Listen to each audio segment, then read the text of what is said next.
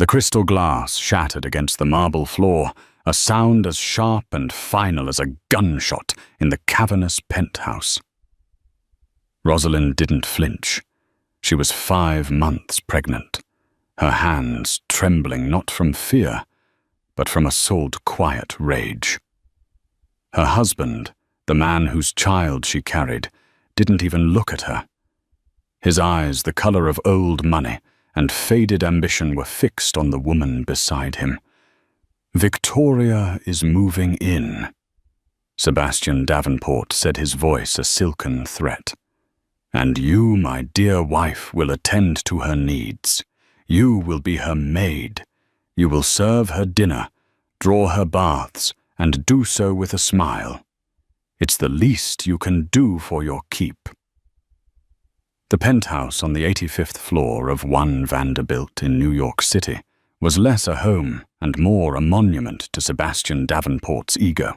Floor-to-ceiling windows offered a god's-eye view of a city that groveled at his feet. The furniture was minimalist expensive and profoundly uncomfortable, chosen by a designer who valued aesthetics over humanity. It was a perfect reflection of its owner. Rosalind Ashford Davenport once believed this sterile opulence was the pinnacle of success. When she met Sebastian, she was a promising young architect, her mind brimming with designs for warm, functional spaces that fostered community. He was a force of nature, a tech billionaire who had built his empire, Davenport Dynamics, from the ground up. He'd swept her off her feet with whirlwind trips to Monaco on his private jet, lavish gifts from Cartier, and whispers of a future where she would want for nothing. He had kept his promise. She wanted for nothing, because wanting required a soul, and hers had been slowly, methodically eroded. Her career was the first casualty. Sebastian had called it a sabbatical, a chance for her to relax and enjoy their new life. An architect of your talent shouldn't be burdened with clients, he'd cooed while simultaneously ensuring any potential offers that came her way were politely and terminally declined. Her friends were next. He found fault in all of them, too loud, too poor, too ambitious. He isolated her with the precision of a surgeon until his voice was the only one she heard. Now, pregnant with his child, his heir as he coldly called it, the isolation was complete. The penthouse had become her gilded cage, and Sebastian her keeper. The arrival of Victoria Beaumont was not a surprise. Rosalind had seen the tabloid photos, the late-night texts hastily deleted the lingering scent of an unfamiliar, cloyingly sweet perfume on his custom-tailored suits. Victoria was everything Rosalind wasn't, a sharp-edged, raven-haired socialite with a reputation as ferocious as her ambition. She was the kind of woman who wore her cruelty like a designer handbag. But the demand that followed was a new, breathtaking level of sadism. "Did you hear me, Rosalind?" Sebastian's voice cut through her stupor. He finally turned to look at her, his expression one of mild annoyance, as if she were a misbehaving pet. Victoria Beaumont watched from the plush, cream-colored sofa, a smug little smile playing on her perfectly painted lips. She took a slow sip of champagne, her eyes appraising Rosalind's slightly swollen belly with undisguised contempt. "You want me to serve her?" Rosalind's voice was a whisper, a fragile thing in the vast, silent room. "Precisely," Sebastian said, straightening his tie. "Victoria has certain standards, and frankly, with the staff constantly underfoot, it's a matter of privacy. You are here. You are not busy. It's a perfect arrangement." The logic was so twisted, so utterly devoid of empathy, that Rosalind felt a wave of dizziness. She placed a protective hand on her stomach. Her baby. This was the world her child was to be born into, a world where its mother was a servant to its father's mistress. "Sebastian, please," She begged the word, tasting like ash in her mouth. "I'm pregnant. I can't. I won't do this." He took a step towards her, his 6-foot frame eclipsing the city lights. He didn't raise his voice. He never did. The menace was in the quiet. "You seem to be under a misapprehension, my dear. You think your condition affords you privileges. It does not. It is your single, solitary duty. You will do as you are told. Or you can walk out that door with nothing but the clothes on your back. And I assure you the prenuptial agreement Mr. Finch drafted is as solid as the foundation of this building. You will get nothing, not a dime, and you will never see your child." The threat hung in the air, suffocating her. He had her. He knew he had her. He had built the cage and locked the door, and now he was amusing himself by rattling the bars. Victoria stood up, gliding over to Sebastian and linking her arm through his. She looked Rosalind up and down, her gaze lingering on the simple maternity dress. "Don't be so dramatic, darling," she purred. "Think of it as practice for motherhood, all that fetching and carrying. Now be a dear and fetch me another glass of champagne. This one's gone warm." Rosalind stood frozen, the shattered glass at her feet, a mirror of her own broken life.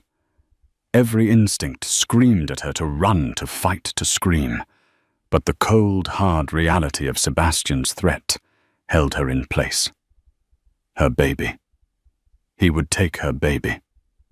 With a heart that felt like a lead weight in her chest, she nodded slowly. Defeated. She turned and walked towards the kitchen, her bare feet carefully avoiding the glittering shards of her dignity on the floor. The sound of Sebastian's and Victoria's soft, triumphant laughter followed her all the way. In the cold, sterile kitchen, she leaned against the stainless steel counter, took a shuddering breath, and allowed a single hot tear to trace a path down her cheek. It wasn't a tear of sadness. It was a tear of pure, unadulterated hatred. And in that moment, she made a promise to the tiny life inside her.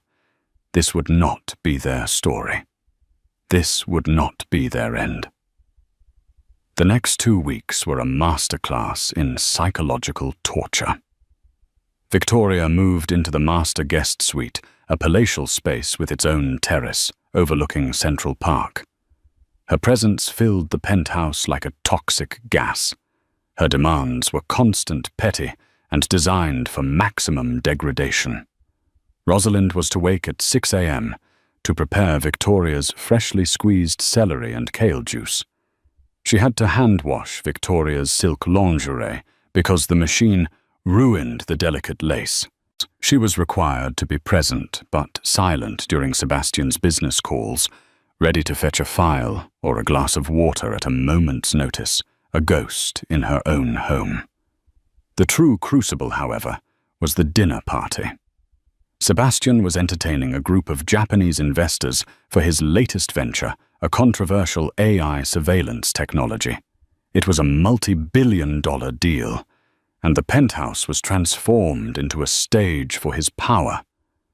Caterers and serving staff moved with quiet efficiency, but Sebastian had a special role for his wife. "You will serve Victoria directly," he had instructed her that morning, his words clipped and final. "You will be her personal attendant for the evening. You will wear the black dress. No jewelry." The black dress was a simple, formless sheath she had been given by the household manager. It was a uniform. It was meant to make her invisible. As the guests arrived, a sea of expensive suits and glittering gowns, Rosalind stood by the wall, her heart pounding a frantic rhythm against her ribs. She watched Victoria, resplendent in a crimson gown that clung to her like a second skin, laughing and charming the investors. Sebastian was at her side, beaming, placing a proprietary hand on the small of her back. They looked like the power couple. The hosts. Rosalind was just part of the scenery. darling," Victoria called out, her voice carrying across the room. All conversation stopped. Every eye turned to Rosalind. "My feet are simply killing me in these heels. Be a dear and fetch my slippers from my suite, the embroidered ones."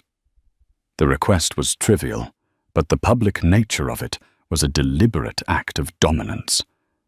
Rosalind felt a hot flush of shame creep up her neck. She nodded, murmured a "Yes, Victoria," and walked out of the room, the weight of a dozen pairs of eyes on her back. When she returned with the silk slippers, Victoria was seated on an ottoman, holding court. She extended a perfectly pedicured foot. "Well, don't just stand there," she said with a dismissive wave of her hand. Rosalind knelt. The fabric of her dress stretched tight over her pregnant belly as she bent down on the cold marble floor. Her hands trembled as she unbuckled the strap of Victoria's diamond-studded stiletto. The murmurs in the room were a low hum of discomfort and morbid curiosity. She could feel the investors exchanging glances, see the pity in the eyes of one of the caterers. As she slid the warm, soft slipper onto Victoria's foot, Victoria leaned in close. Her voice a venomous whisper only Rosalind could hear. "This is your place now. On your knees. Don't you ever forget it." Rosalind rose, her face a pale, emotionless mask. She retreated to her spot against the wall, her entire body shaking. But the night's humiliation was far from over. During dinner, she stood behind Victoria's chair. When Victoria's wine glass was empty, Rosalind had to refill it. When a morsel of food fell on the floor, Victoria looked at her expectantly until she retrieved it. The main course was a lavish lobster thermidor. Victoria took one bite, made a face of theatrical disgust, and pushed her plate away.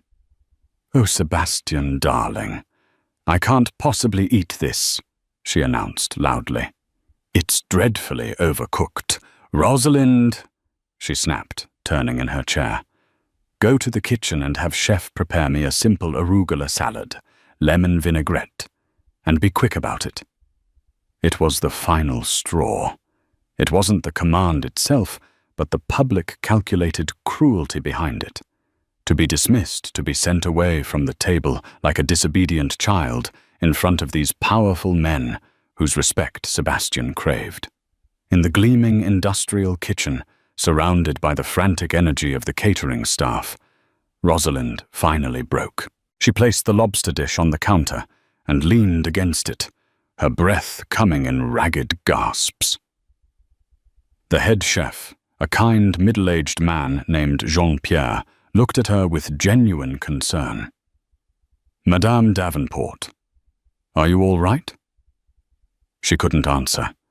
The mask of composure she had worn for weeks was cracking.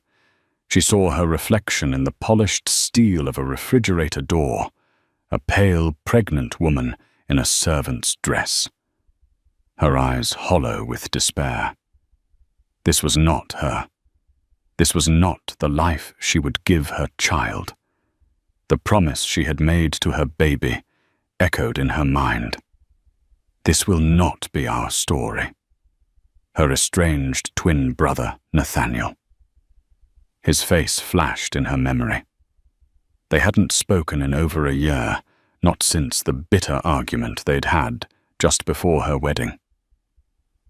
"He's a predator, Rosie," Nathaniel had warned, his eyes pleading. "He doesn't love you. He wants to own you." She had called him jealous and controlling, throwing his words back in his face. She had chosen Sebastian, and Nathaniel, respecting her choice but hating it, had stepped back. But he had given her a burner phone before he left. "For a real emergency," he'd said. "When you're ready to see the truth, no tracking, no calls logged to your name, just for me." She had hidden it at the bottom of her knitting basket, a relic of a relationship she thought she had destroyed. Ignoring the chef's concerned questions, Rosalind walked out of the kitchen, not back to the dining room, but down a service corridor. She moved past laundry rooms and storage closets until she found a small, empty staff locker room. Her hands shook violently as she pulled the old, cheap phone from her pocket. Her fingers fumbling with the buttons. She had one call, one lifeline. She prayed he would answer. The phone rang once, twice. "Rosie." His voice. It was deep calm and instantly familiar. It was the sound of home. It was the sound of safety. A sob thick and guttural tore from her throat. "Nate," she choked out, collapsing onto a small bench. "Nate, you were right. You were right about everything. Please, you have to help me. He's going to take my baby." The silence on the other end of the line was not empty. It was heavy, dense, and terrifying. It was the sound of a storm gathering force just over the horizon. When Nathaniel finally spoke, his voice was transformed. The warmth was gone, replaced by something arctic and lethally calm. "Where are you? Give me the address. I'm coming, and Rosie, tell me everything he has done to you. Every last detail." Nathaniel Ashford was the quiet force to Sebastian Davenport's roaring fire. Where Sebastian built his empire on aggressive acquisitions and ruthless market manipulation, Nathaniel built Aura Innovations on brilliance and foresight. His company led the world in sustainable energy technology and ethical AI development. He was just as wealthy as Sebastian, arguably more so. But his name appeared on patents and in scientific journals, not in the gossip columns. He was the invisible titan, the man the loud billionaires feared, because they couldn't comprehend his motives. The phone call from his twin sister shattered the meticulous calm of his world. He sat in his minimalist office in San Francisco, a stark contrast to Sebastian's opulent prison. The plans for a new fusion reactor prototype were spread across his desk, but he saw none of it. All he could see was an image of his sister, pregnant and kneeling at the feet of another woman. The rage that filled him was a cold, precise thing. It wasn't the hot, explosive anger of a bar fight. It was the chilling, calculated fury of a grandmaster at a chessboard who has just seen his opponent make a fatal mistake. "I'm booking a flight," he said into the phone, his voice betraying none of the seismic shock he felt. "I'll be in New York in 6 hours. Do not let him know you've spoken to me. Do you understand? Go back out there, play your part. Endure it for a few more hours. It's the last time you will ever have to." "What are you going to do?" Rosalind's voice was barely a whisper. "I'm going to do what I should have done 5 years ago," he said, his voice dropping lower. "I'm going to take out the trash." He hung up, and the gears began to turn. His first call was to his chief legal counsel, a shrewd, silver-haired man named Arthur Finch. Finch had been with him since the beginning, a man who could find loopholes in an ironclad contract and turn them into gaping wounds. "Arthur," Nathaniel said, dispensing with pleasantries, "clear my schedule for the foreseeable future. We're going to war. I want you to re-examine the prenuptial agreement between Rosalind Ashford and Sebastian Davenport. I want you to find me an angle. Duress, fraudulent disclosure, anything. I don't care how thin it is. I want a weapon." "Understood," Finch replied, his tone immediately serious. He knew better than to ask for details yet. Nathaniel's second call was to Jenna Petrova, a legendary, near-mythical figure in the cybersecurity world. A former hacktivist who had once brought a G7 summit's digital infrastructure to its knees, she now ran a private security firm that worked exclusively for Nathaniel. "Jenna, I have a target," he said, pulling up a file on his computer. "Davenport Dynamics. I want everything. I want a full-spectrum analysis. Financials, internal communications, R&D, personal emails. I want to know where every dollar is buried, every secret project, every skeleton in Sebastian Davenport's closet. I need leverage, and I need it yesterday. Give me 24 hours. Jenna's voice crackled back, filled with professional glee. I'll give you his soul. His final act before leaving for the airport was to pull up his own company's portfolio. He scanned the list of venture capital arms and subsidiary investment firms Aura Innovations controlled. His eyes landed on a boutique firm called Argent Capital. It was a small, aggressive firm known for orchestrating hostile takeovers. It was also through a series of shell corporations entirely owned by him. He made a call to its director. The plan coalescing in his mind was audacious, brutal, and elegant in its simplicity. He wasn't just going to rescue his sister. He was going to dismantle Sebastian Davenport's life, piece by piece, until nothing was left but the rubble of his own arrogance. 6 hours later, Nathaniel's jet touched down at a private airfield in Teterboro, New Jersey. He hadn't slept. He had spent the entire flight orchestrating the opening salvos of his campaign. As he stepped out into the cool night air, his phone buzzed. It was a message from Rosalind on the burner. He's asleep. The party is over. I'm so scared, Nate. Nathaniel typed a quick reply. I'm here. I have you. We just need to get you out of there. Tomorrow. Be ready. He got into the back of a waiting town car, the city lights of Manhattan glittering like a diamond necklace in the distance. He looked at the shining spire of One Vanderbilt at the pinpoint of light on the 85th floor, where his sister was trapped. He thought of her, his twin, the other half of his soul being forced to her knees. A cold smile touched his lips, a smile that would have terrified Sebastian Davenport had he seen it. He was coming, and hell was coming with him.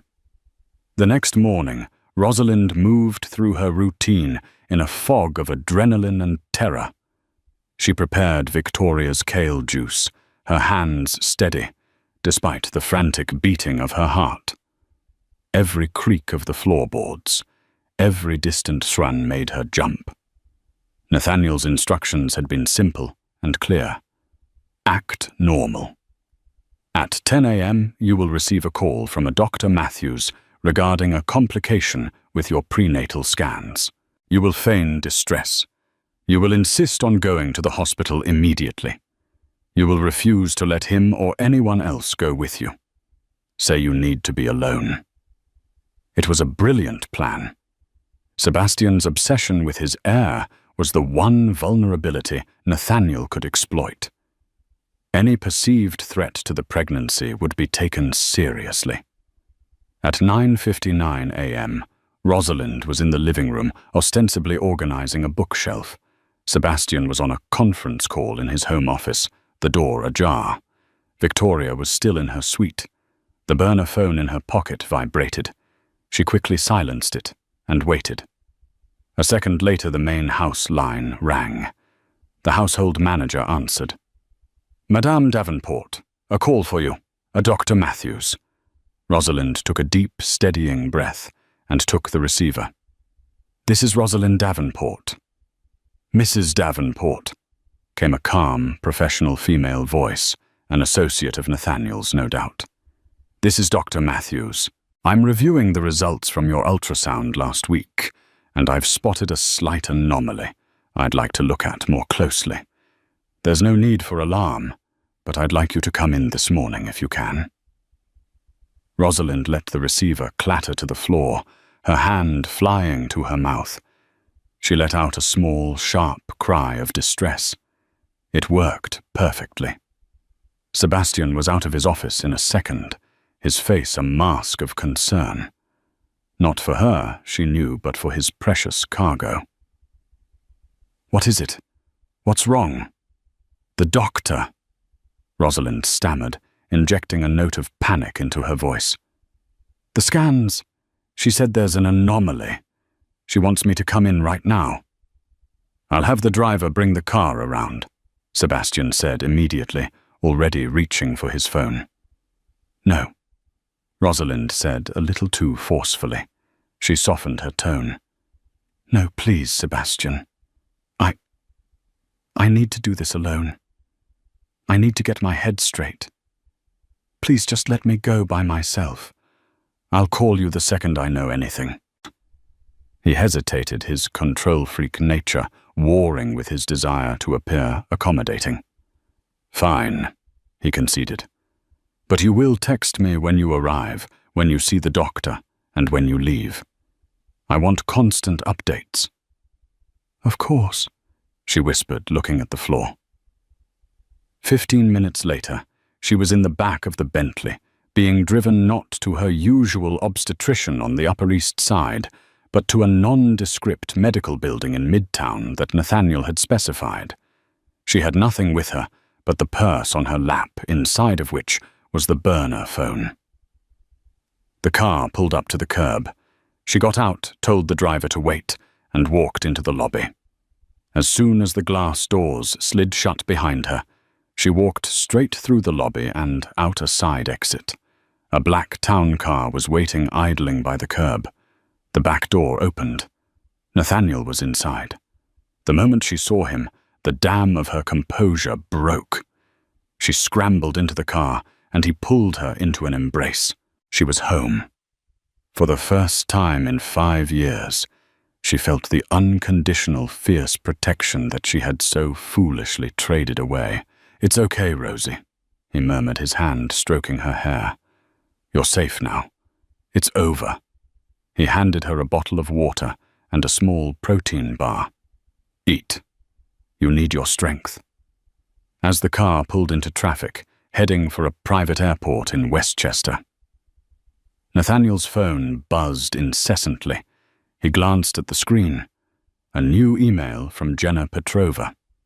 Subject: The Davenport Dossier. He opened it. It was a thing of beauty and horror. Jenna had found everything. A hidden Cayman Islands account with millions siphoned from corporate funds. A string of emails detailing a plan to steal patented solar technology from a German competitor. And the crown jewel evidence that the foundational code for Davenport Dynamics' flagship AI software, the very code that had made Sebastian a billionaire, was not his own. It had been stolen years ago from his then partner, a brilliant programmer who had later died in a mysterious hiking accident. Nathaniel's eyes narrowed. This was more than enough. This wasn't just leverage. It was a nuke.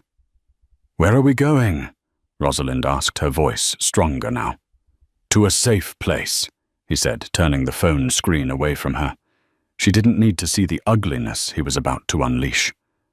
A house I own in Napa. It's quiet, secure. You can rest. You can be safe. I have doctors on standby to make sure you and the baby are healthy. And Sebastian. Nathaniel looked out the window at the city skyline. Sebastian is about to have a very, very bad day. Back at the penthouse, Sebastian was pacing, his anger growing with every passing minute. An hour had gone by. No text, no call. He had called her doctor's office only to be told Dr. Matthews was a fiction, and they had no appointment for Rosalind. He had called his driver, who confirmed she had entered the building but never came out. She had run. His first feeling wasn't worry, but incandescent rage. How dare she? How dare his possession defy him? He was about to call his head of security and put the entire city on lockdown to find her, when his own phone rang. It was his chief financial officer. Sebastian, we have a problem, the CFO said, his voice strained with panic. A massive block of our shares is being bought up through an anonymous fund. The market is spooked. The stock is down 12% in the last hour. We're on the verge of a panic sell. Sebastian felt a cold knot of dread in his stomach. This was a coordinated attack. It was too precise, too aggressive to be a coincidence. As he was trying to process the financial assault, an alert popped up on his laptop. It was from the Wall Street Journal's top investigative reporter, Mr. Davenport. We have received a credible tip with supporting documents regarding the provenance of your company's core AI algorithm. We are running a story in tomorrow's edition. Would you care to comment? The walls were closing in. This wasn't just a bad day. This was a demolition. And he had absolutely no idea who was holding the detonator. The first 24 hours of Rosalind's absence were chaotic for Sebastian. His fury at her disappearance was quickly eclipsed by the sheer terror of the assault on his empire. The stock price of Davenport Dynamics was in free fall.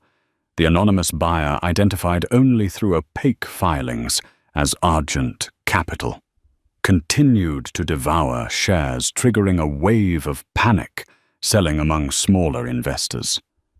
His frantic calls to the heads of major investment banks were met with cool, non-committal responses. The sharks smelled blood in the water. Then the Wall Street Journal story broke. It was a masterpiece of investigative journalism, meticulously detailing how the core code of his celebrated Odyssey AI was virtually identical to a project developed by his late partner, a man named Kevin Rourke. The article included damning email fragments and quotes from former colleagues who had long suspected foul play. The narrative was explosive. Sebastian Davenport, the self-made tech visionary, was a fraud and a thief who had built his fortune on a dead man's work. The fallout was immediate and catastrophic. The board of directors called an emergency meeting. Key executives, seeing the writing on the wall, began quietly updating their resumes. Government regulators from the SEC announced a formal investigation into both the stock manipulation and the intellectual property theft allegations. In the penthouse, the atmosphere was thick with paranoia. Victoria Beaumont, who had initially reveled in Rosalind's absence, was now a nervous wreck. Her world was propped up by Sebastian's wealth and power, and both were evaporating before her eyes. "What is happening, Sebastian?" she demanded, pacing the living room, her voice shrill. "My Amex was declined at Bergdorf's. Do you know how embarrassing that is? It's a temporary liquidity issue," he snarled, throwing his phone down on a glass table. "Someone is trying to ruin me." "Well, they're succeeding," she shot back. "And where is your pathetic wife? Do you think she has something to do with this?" Sebastian laughed, a harsh, humorless sound. "Rosalind, don't be ridiculous. She doesn't have the intelligence or the spine to orchestrate something like this. She probably ran off to some women's shelter. No, this is a professional, a rival, someone who has been planning this for years." He was wrong. The architect of his destruction was not a faceless rival, but a man with his sister's eyes. From a serene, sun-drenched villa in Napa Valley, Nathaniel Ashford watched the demolition with cold satisfaction. He sat on a wide veranda overlooking rows of grapevines, a laptop open in front of him. A live feed showed the plummeting stock ticker for Davenport Dynamics. Rosalind was sleeping inside, looked after by a private nurse. The color had returned to her cheeks, and the haunted look in her eyes was beginning to fade. For the first time in years, she felt safe. Nathaniel had forbidden any news of the outside world to reach her. Her only job was to rest, heal, and focus on her pregnancy. The revenge was his burden to carry. Arthur Finch, his lawyer, sat opposite him, a stack of documents on the table. "Argent Capital now controls 38% of the voting shares," Finch reported. "We've swayed 2 of the largest pension funds. By the time the board meets tomorrow, we will have a controlling interest. The company will be his in name only." "And the SEC investigation," Nathaniel asked. Jenna's anonymous tip was very thorough, Finch said with a thin smile. They have the Cayman account numbers. They have the internal memos about the German patent. With the public pressure from the Rourke story, they'll have no choice but to file charges. At best, he's facing massive fines and a lifetime ban from serving as an officer of any public company. At worst, he's looking at jail time. Nathaniel nodded slowly, his gaze distant. This was the methodical destruction he had envisioned, but it wasn't enough. The public humiliation, the financial ruin that was for the world. He needed something for Rosalind. He needed to look Sebastian Davenport in the eye as his world turned to dust. "There's one more thing, Arthur," Nathaniel said, closing his laptop.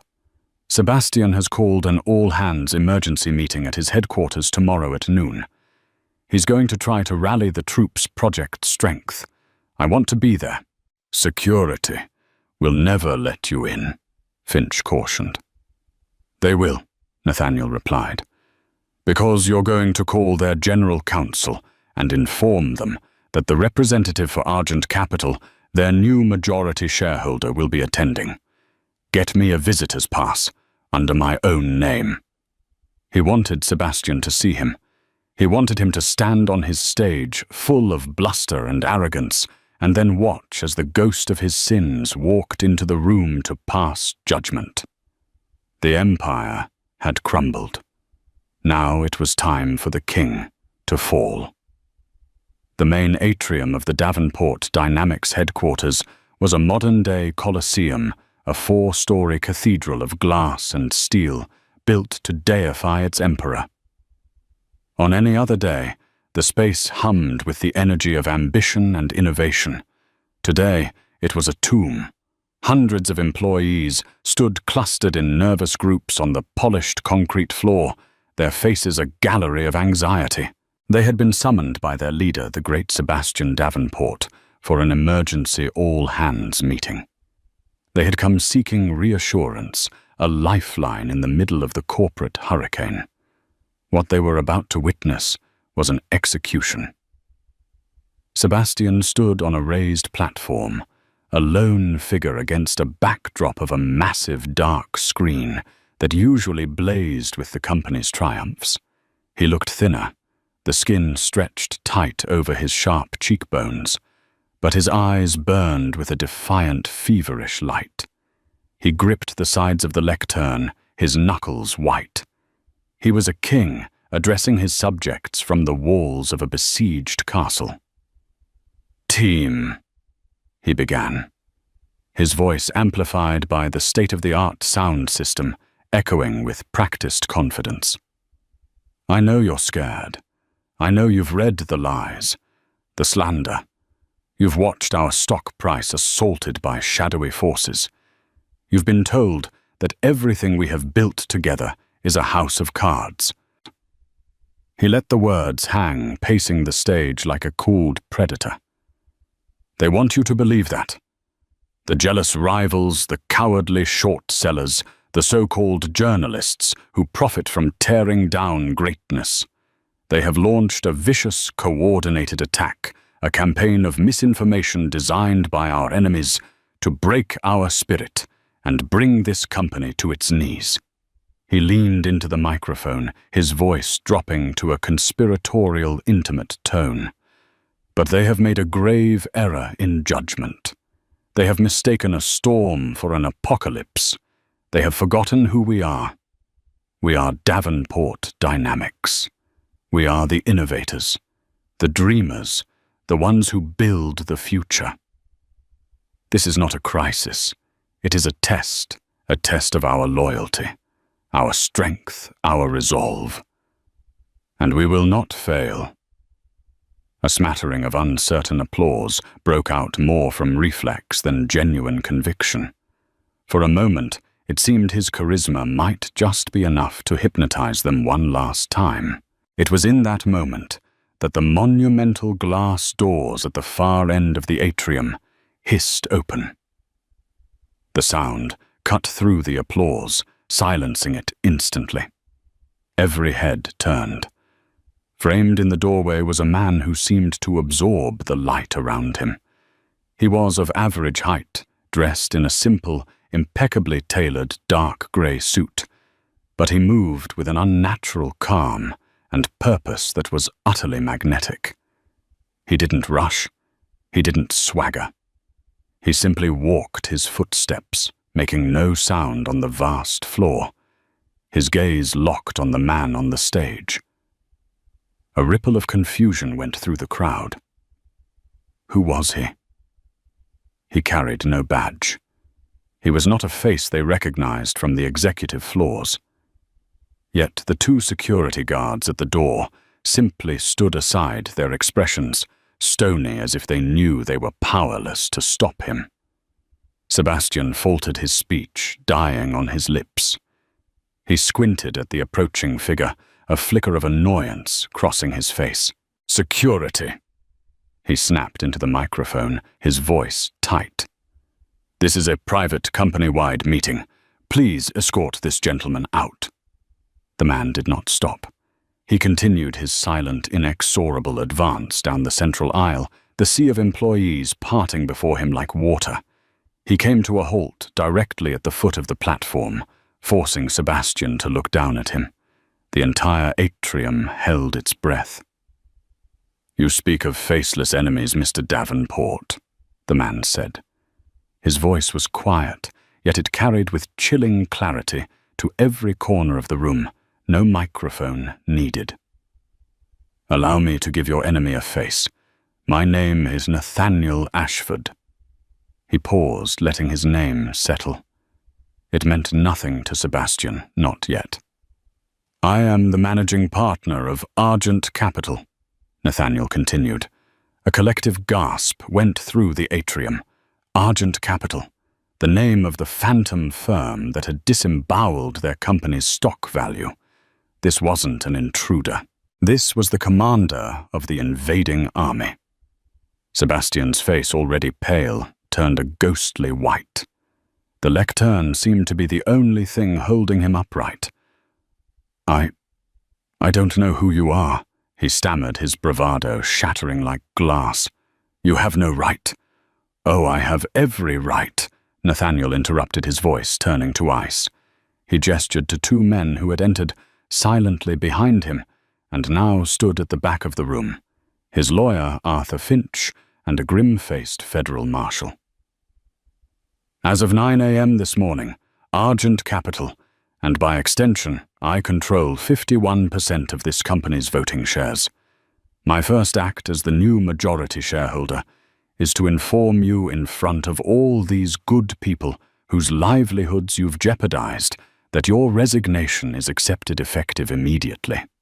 My second act will be to hand over a full server's worth of evidence to the SEC to aid in their investigation of your numerous fraudulent activities."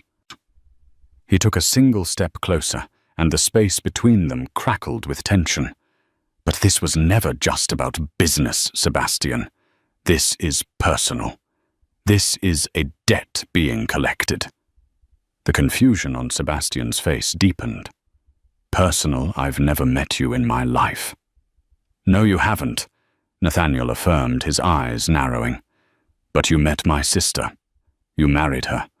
You took her into your home, and you tried to extinguish her light.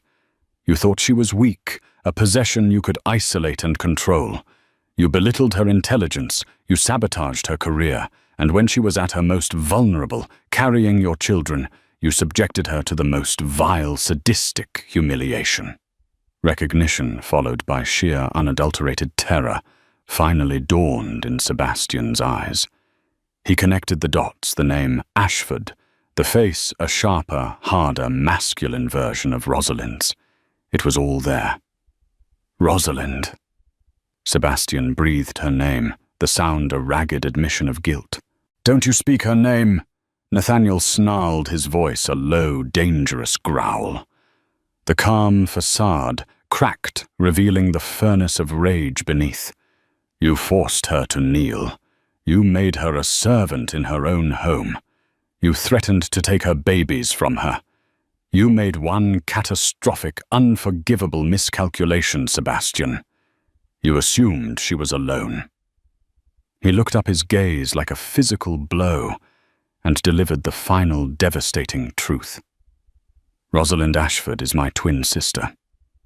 The revelation detonated in the silent room. The puzzle pieces snapped into place for every single employee. This wasn't a corporate raid. This was a reckoning. This was an act of biblical justice orchestrated by a brother for his sister. Sebastian staggered back, his hand flying to his chest as if he'd been shot. It all made sense now.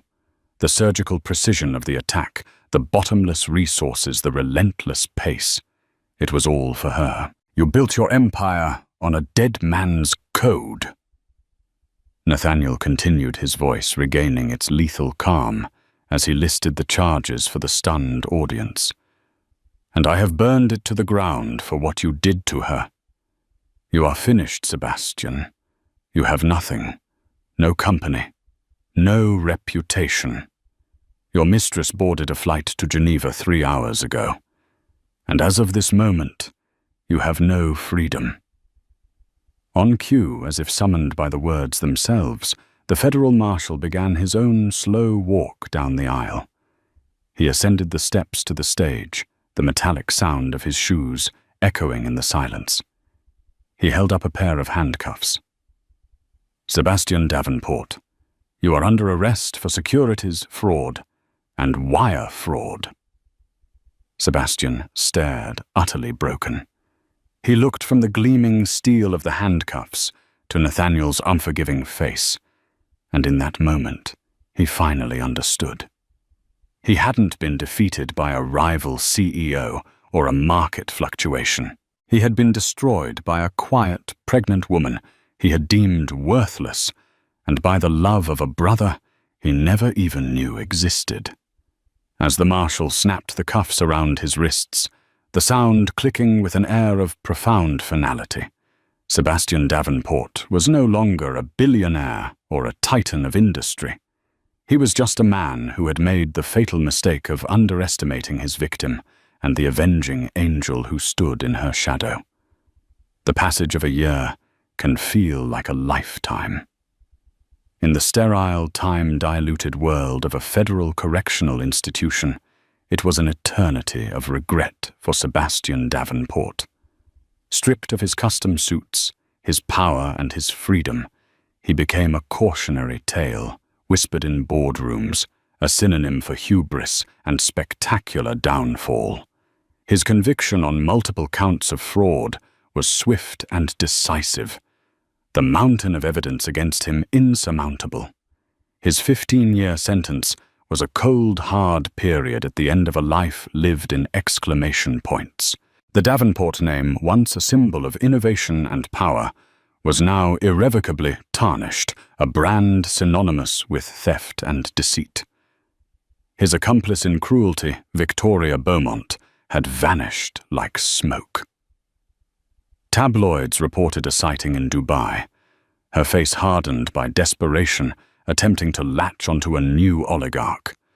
Her 15 minutes of infamy had expired, leaving her with nothing but expensive out-of-season clothes and the bitter taste of irrelevance. The ashes of Davenport Dynamics were carefully sifted. Under Nathaniel's direction, the company was not merely acquired, but reborn. Rebranded as the Rourke Institute for Ethical AI, it became a non-profit subsidiary of Aura Innovations. Its new mission was to pioneer transparent and beneficial artificial intelligence, a living monument to the man whose genius Sebastian had stolen. All profits were funneled into a foundation supporting young, unheralded tech innovators, ensuring no other Kevin Rourke would ever be erased by a predator. But the real story, the one that truly mattered, wasn't unfolding in courtrooms or business pages. It was in a quiet, sunlit house nestled in the rolling hills of Napa Valley, a place where the air smelled of jasmine and new beginnings. Here time was not measured in months, but in milestones. The first smile. The first coo. The first time a tiny hand wrapped around a finger and held on tight. Rosalind Ashford. The name felt like a deep, clean breath after years of suffocation, was the center of this new universe. In her arms, she held her world, Nathaniel and Olivia. The twins, born healthy and strong 2 months prior, were her anchors and her wings. The delivery had been long and arduous, but Nathaniel had been there, a constant, steady presence, holding her hand, wiping her brow, and being the first to weep with joy when his niece and nephew entered the world. He had looked at her, then her face exhausted but radiant, and seen not a victim, but a warrior at the end of her greatest battle. Her new home was a testament to her rebirth. She had designed it from the ground up, a beautiful sprawling space of warm cedar-cool stone and enormous glass walls that blurred the line between inside and out. It was a house built for laughter, for scraped knees, for sunlight, and living not for sterile display. In her studio blueprints were spread across a large oak table. Her new firm, Ashford & Associates, was thriving. Her first major project was a pro bono design for a state-of-the-art women's and children's shelter in Sacramento. She poured all her talent into creating a space that was not just safe, but beautiful and empowering. A place that felt like a home, not a holding cell. She was using her hard-won freedom to build cages with open doors. This evening, she sat with her brother on the wide stone porch, the sky above them streaked with the violet and gold of a California sunset. Each of them held a sleeping baby, swaddled and content. "A letter came today," Rosalind said quietly, her eyes on the darkening hills. "From the prison." Nathaniel's posture stiffened instantly. The calm in his eyes was replaced by the familiar protective fire. "What did the bastard want?" "What you'd expect," she said, a faint, wry smile touching her lips. "He used a lot of words like remorse, atonement, and misguided. He said the silence of his cell has made him realize that I was the only thing that ever mattered. He said he dreams of his children."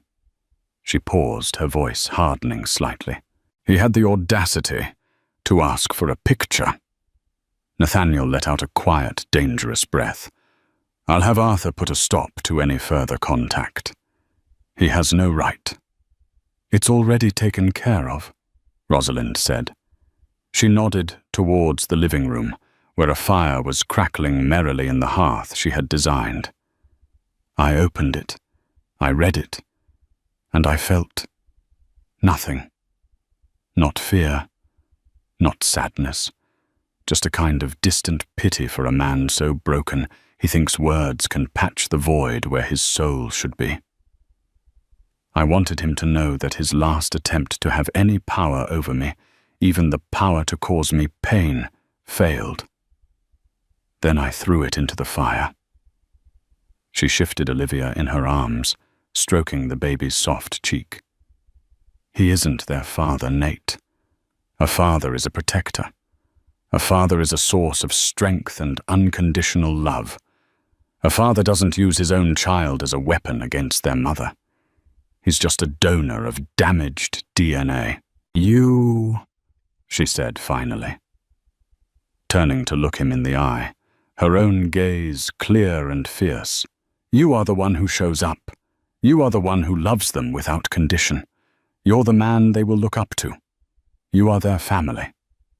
Tears welled in Nathaniel's eyes, and he looked away overwhelmed by the fierce love and gratitude he felt for this woman, his other half. A comfortable, profound silence settled between them, punctuated by the chirping of crickets and the soft breathing of the twins.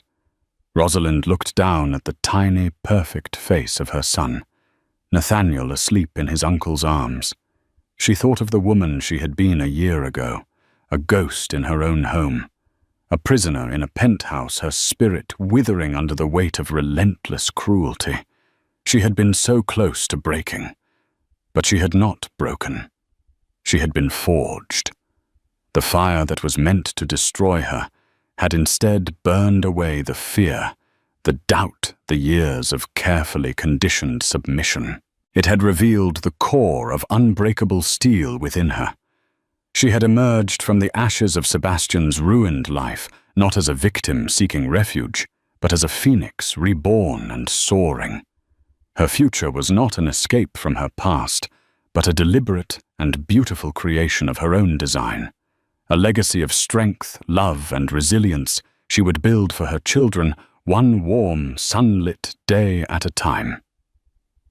That was the incredible story of Rosalind Ashford's journey from a gilded cage to a life of freedom and strength. It's a powerful reminder that the most opulent settings can hide the darkest forms of abuse, and that true wealth lies not in money or power, but in courage, family, and the will to reclaim one's own life. Rosalind's story shows us that even when all hope seems lost, a single call for help, a single act of bravery, can ignite a fire of justice that can burn down even the mightiest of empires. It proves that a person's true worth is not determined by who they are married to, but by the strength and resilience they find within themselves. The gavel fell, its sharp crack lost in the cavernous silence of the ornate courtroom. All eyes were on Thomas Braddock, a man whose expensive suit couldn't conceal the ugliness twisting his handsome features. He pointed a trembling manicured finger not at the opposing counsel, but at his own pregnant wife, Felicia. She was a mistake. He spat the venomous words echoing off the polished marble. A disastrous, regrettable mistake.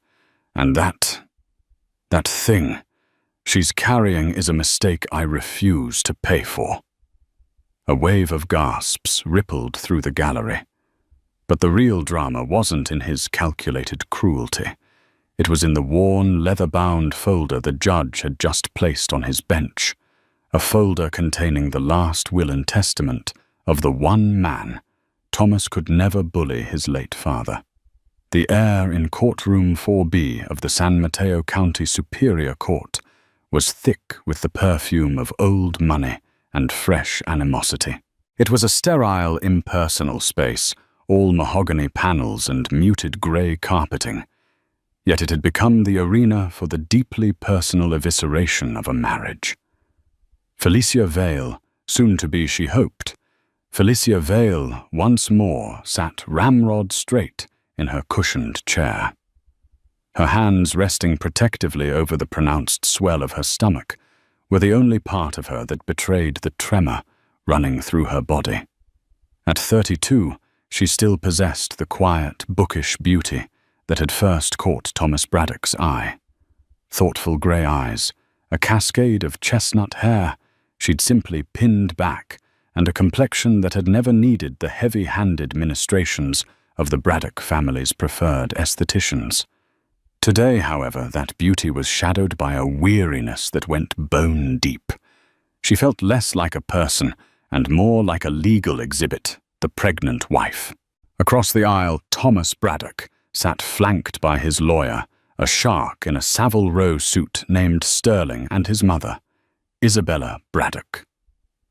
Thomas was the picture of wounded pride, his jaw tight, his brow furrowed in a performance of aggrieved masculinity. He was, Felicia had once thought, devastatingly handsome. Now she saw the weakness in his chin, the petulance in the downturn of his lips. He was a boy playing at being a king, and his mother Isabella was the silent, unyielding power behind the throne. Isabella Braddock was a masterpiece of preserved aristocracy. Her silver hair was coiffed into a helmet of glacial perfection. Her pearls were real, her Chanel suit was vintage, and her disdain was palpable. She hadn't looked at Felicia once, preferring to stare at the judge as if he were a tardy waiter. From the moment Thomas had brought Felicia home to the sprawling Braddock estate in Atherton, Isabella had treated her not as a future daughter-in-law, but as a hostile takeover bid. Felicia wasn't old money. Her father was a history professor, her mother a librarian. To the Braddocks, whose wealth stretched back to the railroad barons, Felicia was a curious little commoner, a temporary amusement for their heir. Mr. Braddock, Judge Albright, said his voice a low gravel that commanded attention. He was a man in his 60s, with a weary face that had seen every flavor of human depravity. "We are here to discuss the division of assets in your divorce proceedings. Let's try to maintain a certain level of decorum." Thomas's lawyer, Mr. Sterling, rose smoothly. "Your Honor, my client's emotional state is merely a reflection of the deep betrayal he has suffered. He entered into this marriage in good faith, only to find..." Felicia's lawyer, a kind but firm woman named Maria Davies, cut him off. "Objection, Your Honor. Counsel is testifying. The betrayal Mr. Sterling refers to is my client's discovery that the prenuptial agreement Mr. Braddock forced upon her was not only unconscionable, but deliberately misleading. The prenup, the infamous document Isabella had presented to Felicia a week before the wedding. It had been an ambush styled as a casual chat over tea in the solarium. "Just a formality, dear," Isabella had purred, sliding the thick document across the glass table. "A way to keep things tidy. We wouldn't want any misunderstandings down the line." Thomas had backed his mother, of course. "It's just how things are done, Ellie," he'd said, avoiding her eyes. "It doesn't mean anything." It had meant everything. It had stipulated that in the event of a divorce, Felicia would walk away with nothing.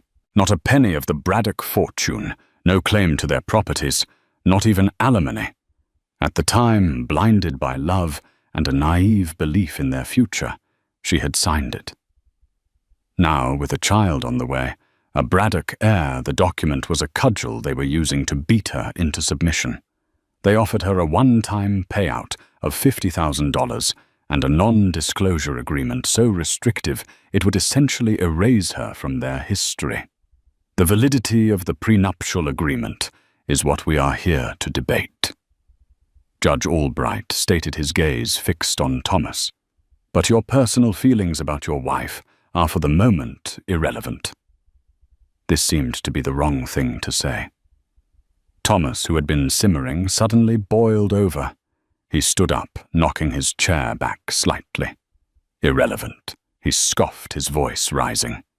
"She is the most relevant mistake I've ever made. I was trapped. My father was ill, he was fond of her for some reason, and I went along with it." He gestured wildly towards Felicia.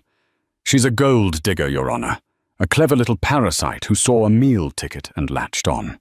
Maria Davies was on her feet. "Your Honor, this is outrageous." But the judge simply raised a hand, silencing her. He was watching Thomas, his expression unreadable.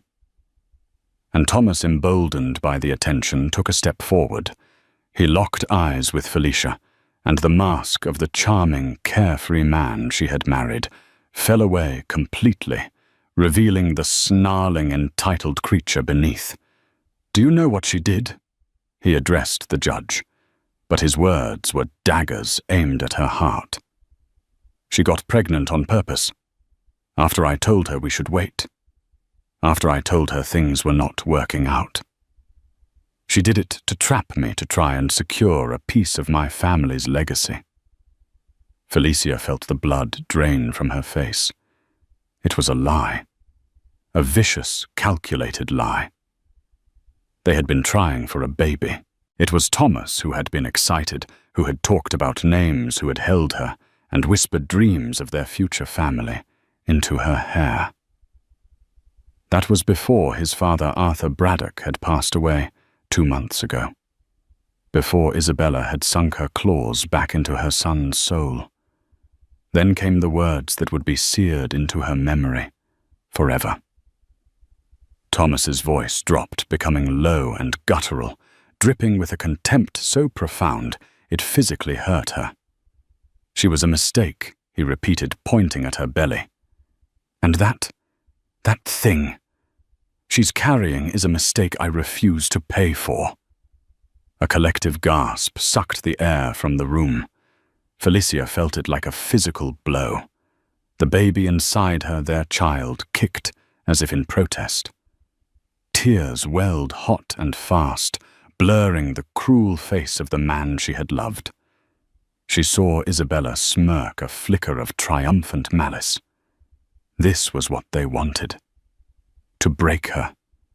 To humiliate her so completely she would crawl away and accept their scraps. That is enough. Mr. Braddock. Judge Albright's voice was no longer weary. It was thunder.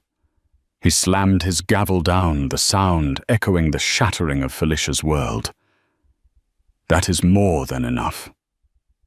You will sit down now.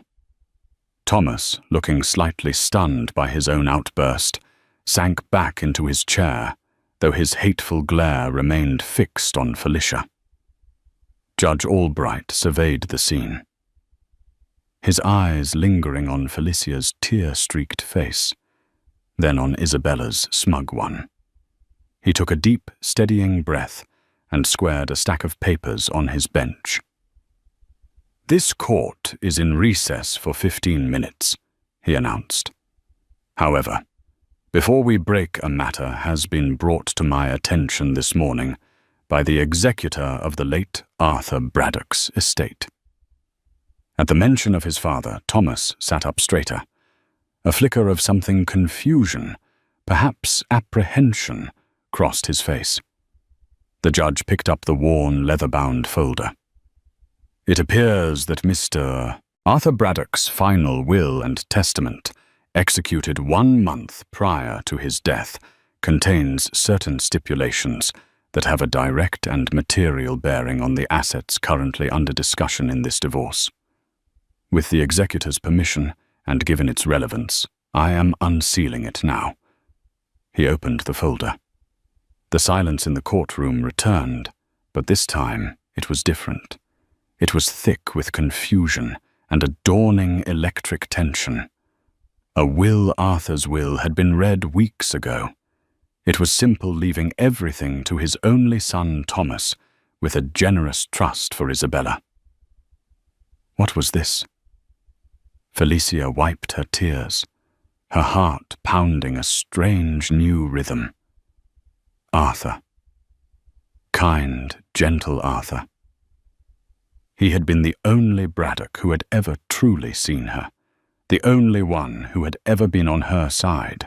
In his final months, as his illness worsened, he would often ask her to sit with him in the garden, away from the oppressive gloom of the mansion and the even more oppressive presence of his wife. They would talk for hours about history, about books, about her dreams for the future. He seemed to understand her in a way Thomas never had. What is the meaning of this, Your Honor? Mr. Sterling asked, his composure ruffled for the first time. A new will. We were not informed, it would seem Mr. Sterling, the judge, said, peering over his spectacles at the document, that no one was. Arthur Braddock was a very thorough man. He cleared his throat, the sound unnaturally loud in the silent room, and began to read.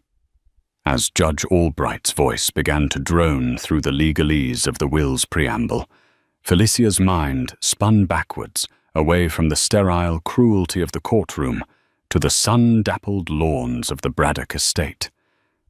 She remembered the first time she'd met Arthur Braddock. It was 1.5 years ago. Thomas had brought her to the family's annual summer gala, a lavish affair of champagne fountains and string quartets. She'd been terrified, a simple librarian's daughter adrift in a sea of couture and condescension.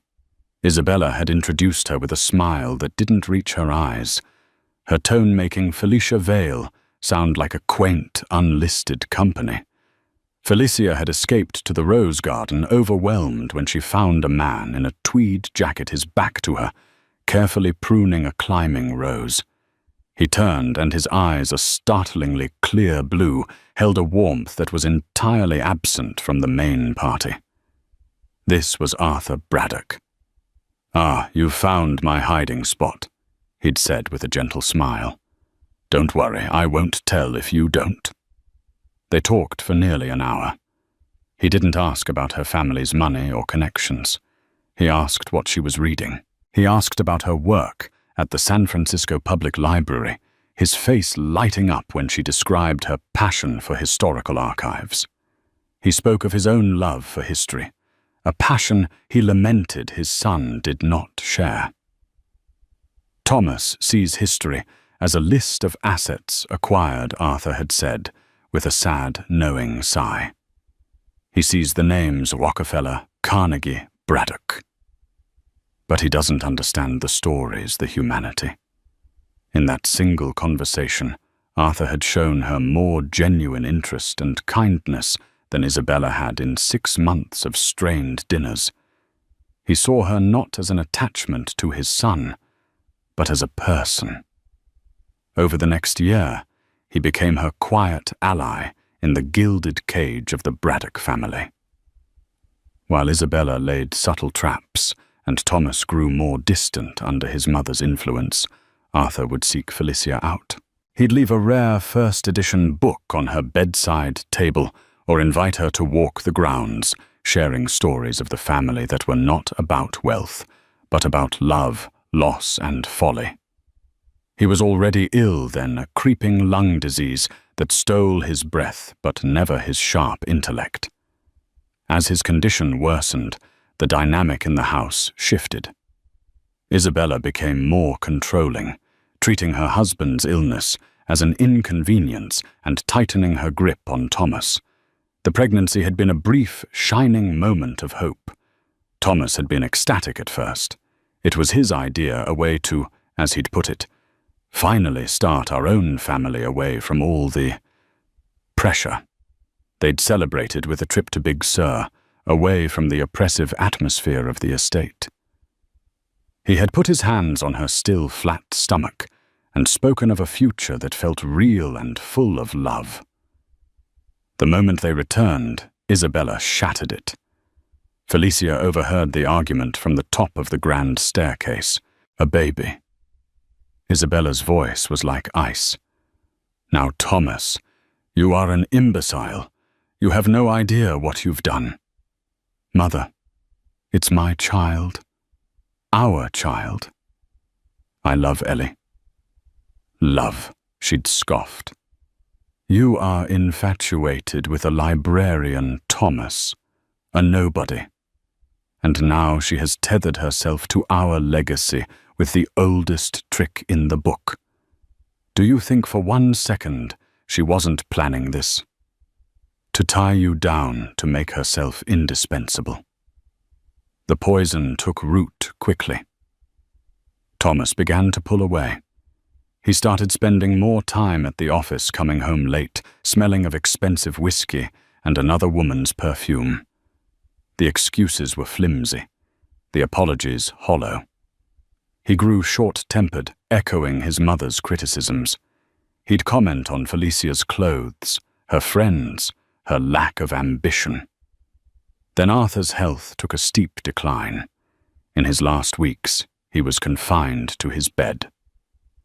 The house was somber and quiet. Isabella managed his care with ruthless efficiency, keeping visitors to a minimum. But Arthur would still ask for Felicia. One afternoon, just a month before he died, he beckoned her close. His breathing was labored, but his eyes were lucid. "Felicia," he rasped, taking her hand. His own was frail, all paper-thin skin and bone. "Don't let them break you. You have more strength than any of them." He'd looked pointedly at her stomach. "And you have a responsibility. to that child, a responsibility to be strong. He'd made her promise. She hadn't understood the full weight of his words then. 2 weeks later, he summoned his personal attorney, a man Felicia had never met, to the house. Isabella had been furious, trying to insist that the family lawyer, Mr. Sterling, be present. Arthur, with a surprising burst of strength, had refused. "This is a private matter, Isabella," he'd said. The meeting had lasted for 3 hours. The next day Arthur seemed more at peace. He passed away in his sleep a month later. The first reading of the will had been exactly what everyone expected. A simple document leaving Braddock Enterprises and the bulk of the estate to Thomas. Isabella was granted a lifelong right to live in the family mansion and a generous stipend from a separate trust. It was so straightforward that Thomas had smirked a look of vindicated relief on his face. With his father gone, the final obstacle to his absolute inheritance and Isabella's absolute influence was removed. 2 days after that, Thomas had asked for a divorce. The words were cold, rehearsed. He'd said the marriage was a mistake, that he'd been pressured by his father's failing health. He presented it as a clean break, a return to the natural order of things. When Felicia, heartbroken and 7 months pregnant, had refused to be discarded so easily, he had turned vicious. The battle over the prenup began, and now here they were. A sharp intake of breath from Mr. Sterling snapped Felicia back to the present. Judge Albright had finished with the preliminary sections of the will. His eyes scanned the room before continuing. "We now come to Article 4. The judge said, his voice dropping slightly, drawing every ounce of attention in the room. "Regarding the disposition of my primary asset, my controlling interest in Braddock Enterprises Incorporated." Thomas leaned forward, a smug look returning to his face. This was it, the confirmation of his kingdom. "I, Arthur Braddock," the judge read his voice, clear and deliberate, "being of sound mind and body, do hereby declare the following. My son Thomas Braddock has in recent months shown a lamentable lack of judgment and a character ill-suited to the stewardship of the company my grandfather built." A jolt went through the room. Thomas's face went from smug to slack-jawed shock. Isabella's carefully constructed composure cracked her mouth, falling open slightly. What Thomas whispered the word stolen by the cavernous room. The judge continued, his voice unwavering. "He has proven himself to be easily manipulated and has forgotten the most fundamental principle of our family's success, that our name is built on integrity, not just on assets. Therefore, I cannot in good conscience deliver the future of Braddock Enterprises into his hands." "This is insane," Sterling blurted out, rising to his feet. "Your Honor, my client's father was clearly not of sound mind. He was heavily medicated. He was certified of sound mind by 2 independent physicians the day this will was signed, Mr. Sterling. Their affidavits are attached," Judge Albright said coolly, not even looking up. "Now sit down." Sterling sank back into his chair, his face pale. The judge's eyes found Felicia's across the room. She held his gaze, her heart hammering against her ribs. He went on. "Therefore, I hereby bequeath my entire controlling share of Braddock Enterprises, representing 51% of the voting stock, not to my son, but to a trust. This trust shall be known as the Arthur Vale Braddock Legacy Trust." Vale. He had used her maiden name. A low, guttural sound escaped Isabella's throat. The judge continued reading the clause that would change everything. "The sole beneficiary of this trust is to be my first-born grandchild, the child currently carried by my daughter-in-law, Felicia Vale Braddock." The courtroom devolved into a cacophony of frantic whispers. Thomas looked as if he'd been struck by lightning. his face a mask of disbelief and rage. He stared at Felicia's belly, not with contempt, but with a dawning, horrified awe. That mistake was now the majority shareholder of his entire inheritance. But Arthur Braddock wasn't finished. The final killing blow was yet to come. Judge Albright looked up from the document, his gaze passing over Thomas and Isabella, before settling once more on Felicia. He read the last sentence of the article, his voice ringing with a profound posthumous finality. The sole executor and trustee of this trust, vested with absolute and unconditional authority over all voting rights, board appointments, and financial decisions of Braddock Enterprises, until the beneficiary reaches the age of 25, shall be the child's mother, and my trusted daughter-in-law, Felicia Vale Braddock. For a long moment, the world stopped. The frantic whispers died. The rustling of papers ceased.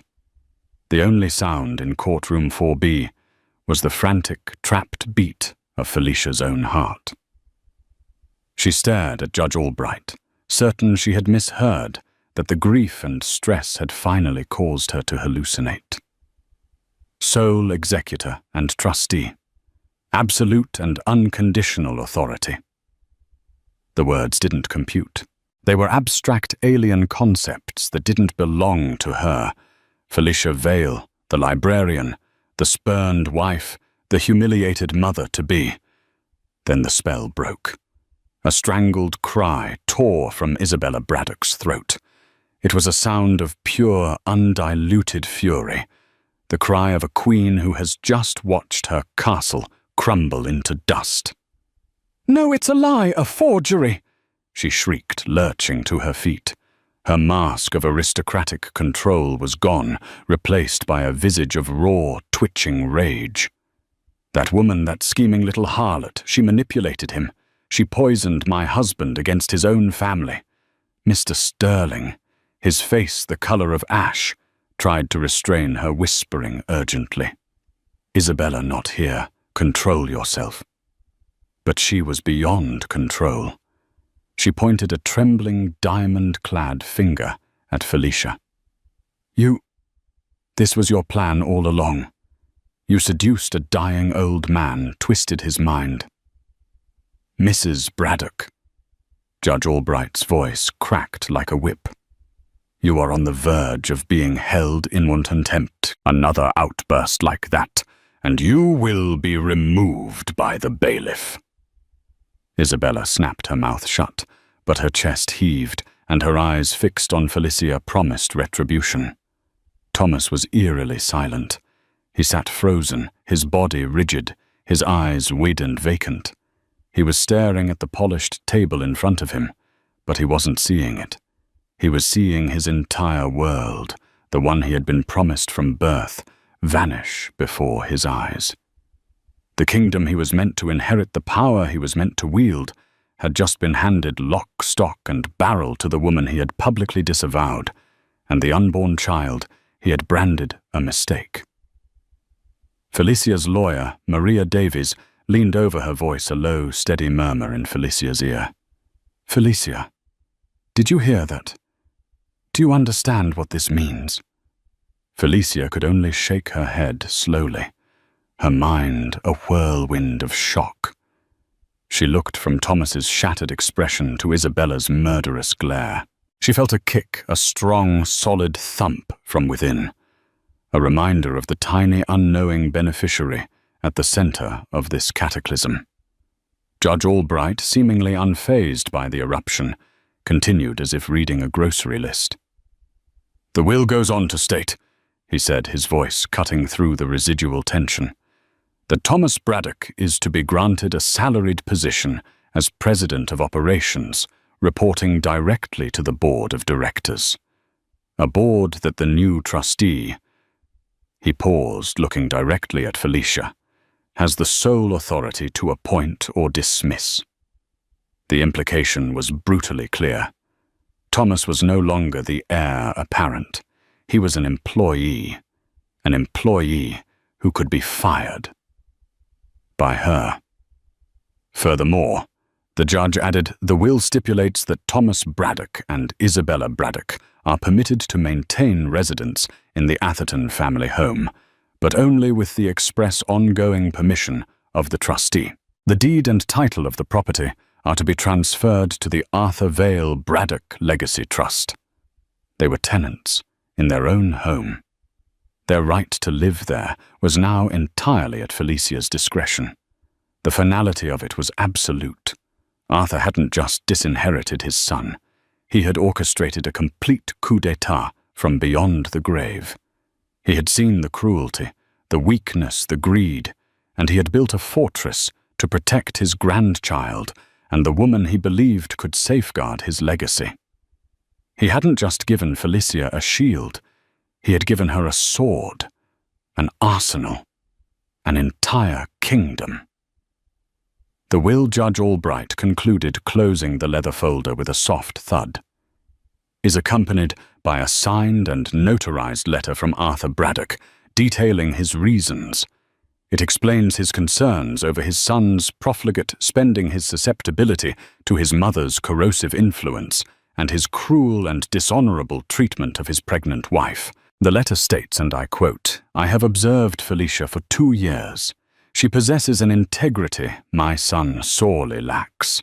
She is intelligent, compassionate, and her loyalty is not to money but to family.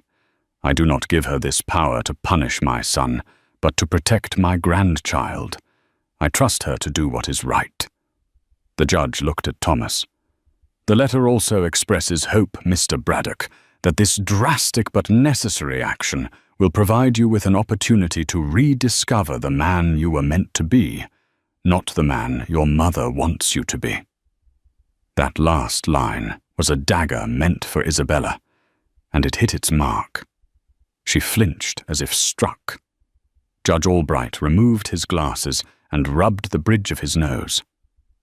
"Given these revelations," he stated, his voice returning to its official, dispassionate tone, "the financial landscape of this divorce has been fundamentally altered. The prenuptial agreement is now entirely moot, as the primary assets Mr. Braddock believed were his to protect are in fact not his. The $50,000 settlement offered to Mrs. Braddock is, to put it mildly, insufficient."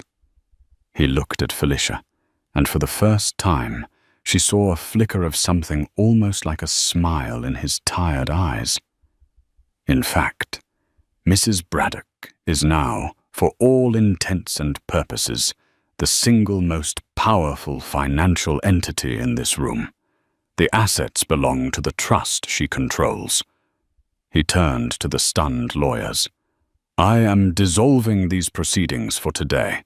I suggest you all go home, absorb the contents of this will, and reschedule when you have a more realistic grasp of your clients' respective situations. Mr. Sterling," he added pointedly, "you may want to advise your client that his wife's mistake now controls his salary, his home, and his future. A bit of humility might be in order." With a final sharp rap of the gavel, he declared, "Court is adjourned." The judge rose and swept out of the room, leaving a vortex of stunned silence in his wake. For a moment, no one moved.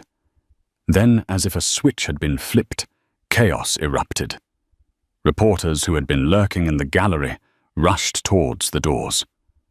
Sterling was frantically trying to speak to Thomas, who was still catatonic.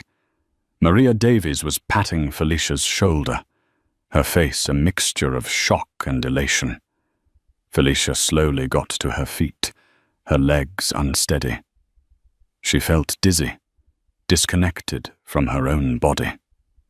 Isabella was the first to move towards her, her face a terrifying mask of fury. She stalked across the aisle, her heels clicking like gunshots on the marble floor. "You will not get away with this," Isabella hissed, her voice low and venomous, close enough for Felicia to smell her cloyingly expensive perfume. "I will fight this. I will prove you are an unfit mother. I will drag your name through so much mud you'll drown in it. That baby will never see a penny." Before Felicia could react, a figure stepped between them. It was Thomas. His face was ashen, his eyes wild with a desperate, frantic energy. He looked from his mother to Felicia, then back again.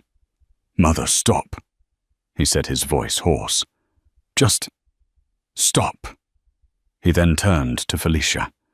The contempt was gone, replaced by a raw, pleading panic. The man who not 20 minutes ago had called her and their child a mistake now looked at her as if she were a lifeline. "Ellie," he began, his voice cracking. He even reached a hand out as if to touch her arm before letting it fall. "Ellie, I didn't mean it. You have to believe me. I was angry. I was pressured." His eyes flickered towards his mother. "We can fix this, you and me. We can stop the divorce. We can raise the baby together, in our house." The audacity of it was breathtaking. The whiplash of his transformation from tyrant to supplicant was so sudden it was nauseating. He wasn't apologizing for the cruelty. He was trying to reverse a transaction that had gone horribly wrong for him. He didn't see a wife he had wounded. He saw the new CEO of his life. Felicia looked at his desperate, pleading face. She looked at Isabella, who was watching them with narrowed, calculating eyes, her mind already plotting new strategies. And she felt nothing. Not love, not hate, not even anger anymore. Just a profound, chilling emptiness where her love for him used to be. She looked at his outstretched, trembling hand. Then she looked him directly in the eye, her own gaze clear and steady for the first time that day. Without a word, she turned and walked away, leaving her husband and his mother standing in the ruins of their fallen kingdom. Her lawyer Maria rushed to her side, and together they walked out of the courtroom. Not towards a miserable, uncertain future, but towards an empire Felicia had never asked for, but now, by the grace of a good man's final act, commanded. The days that followed the courtroom bombshell were a blur of surreal adjustments. Felicia didn't return to the small rented apartment she had secured as a refuge from her marriage. Maria Davies had insisted it wasn't secure enough. "You're not just a private citizen anymore, Felicia," she'd said, her tone urgent. "You are the head of a multi-billion-dollar corporation. There are protocols now." And so Felicia found herself in a gilded prison of a different sort, a penthouse suite at the Four Seasons paid for by the Arthur Vale Braddock Legacy Trust, with a round-the-clock security detail stationed in the hallway, lawyers, trust officers, and financial advisors. Men and women with sharp suits and even sharper minds. All remnants of Arthur's loyal inner circle paraded through her living room. They presented her with binders thick with financial reports, organizational charts, and legal obligations. They used terms like fiduciary duty, hostile takeover defenses, and quarterly earnings projections. At first, it was overwhelmingly intimidating. She was Felicia Vale, who found comfort in the Dewey Decimal System, not the Dow Jones Industrial Average. But as they spoke, she listened. She asked questions, simple ones at first, then more complex ones. And she discovered something surprising. The logic of it, the intricate web of cause and effect, wasn't so different from tracing historical events or archival records. It was a story just told in the language of numbers. More importantly, she was fueled by a powerful clarifying force, the memory of Arthur's words, "I trust her to do what is right," and the visceral, soul-crushing memory of Thomas's "that thing she's carrying is a mistake." One was a sacred trust, the other a declaration of war. She would honor the former by prevailing in the latter. Her phone rang incessantly. The calls were from Thomas. He left dozens of voicemails, each one more desperate than the last. They were a pathetic symphony of panicked apologies and self-serving promises. "Ellie, baby, please pick up. I'm so sorry. I've been such a fool. My mother, she gets in my head. But that's over now, I swear. I was just looking at the crib we ordered. Remember the one from that little shop in Carmel? It's all about us, Ellie. You, me, and our little boy. Or girl. It's all that matters. I told Sterling to fire his legal team. We don't need lawyers. We're a family. Just come home. Please, just come home, and we can figure this all out." She never answered.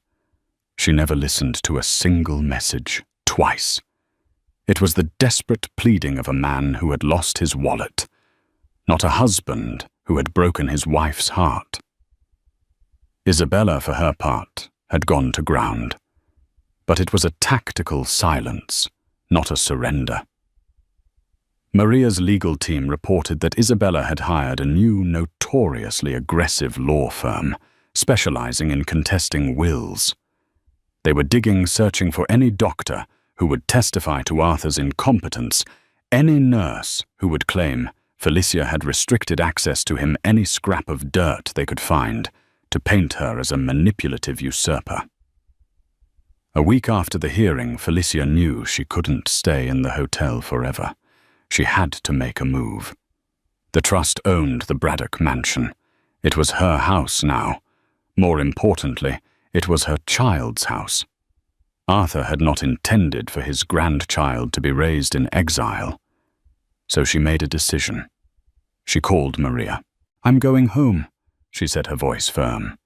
"Felicia is that wise. It's not about wisdom, Maria. It's about a clear message. The Queen is not in hiding." The return was as dramatic as she had intended. She didn't sneak in the back door. She arrived in a black town car, arranged by the trust, which swept up the long gravel driveway to the imposing facade of the Atherton mansion. As she stepped out of the car, the heavy front doors opened. Thomas stood there, his face a mixture of hope and terror. He had clearly been watching for her. He was dressed down in a cashmere sweater, an attempt to look soft, approachable. "Ellie." He breathed a relieved smile, touching his lips. "You're home." "I am," Felicia said, her tone cool and level. She walked past him into the cavernous marble-floored foyer. The air was still and smelled of lemon polish and lilies, just as it always had. "I've asked a moving company to clear out my old things from the guest wing. They will be delivering my new furniture for the nursery this afternoon." Thomas's smile faltered. "Of course, anything you want. I had Mrs. Albright air out the master suite for you. For us." Felicia stopped and turned to him. "Let's be very clear, Thomas. I am not here to reconcile. I am here because this is my home now. It belongs to the trust that I command. You and your mother are living here at my discretion." The words hung in the air, cold and hard. The color drained from Thomas's face. "My legal team," she continued, her voice devoid of emotion, "will be drawing up a tenancy at will agreement for you and Isabella. It will stipulate the terms of your continued residence. Furthermore, I am calling a board meeting for Braddock Enterprises for Monday morning. As president of operations, your attendance will be required. You'll be expected to present a full report on the company's current standing." She was no longer his wife. She was his landlord and his boss. The reality of it slammed into him, and his composure finally shattered. "Felicia, please," he begged, his voice cracking. "Don't do this. Don't be like this. This isn't you. You're not this cold." "You're right," she said, looking him straight in the eye. "The woman I was would have forgiven you. She would have believed your lies and let you hurt her again.